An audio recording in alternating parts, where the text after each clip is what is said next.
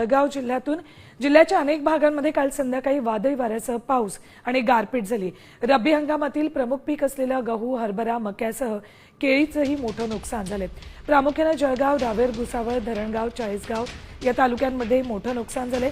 तातडीने पंचनामे पूर्ण करून नुकसान भरपाई द्यावी अशी अपेक्षा शेतकऱ्यांनी व्यक्त केली।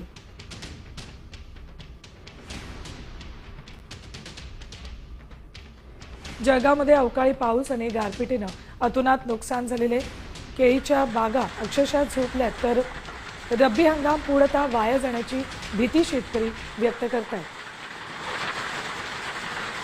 गारपिटीनेही अक्षरशः जिल्ह्याला झोडपून काढले। जळगाव, नाशिकमध्येही असा जोरदार पाऊस झालेला आहे। सोसाट्याच्या वाऱ्यासह गारपीट आणि अवकाळी पावसाने रब्बी हंगामही वाया घालवला।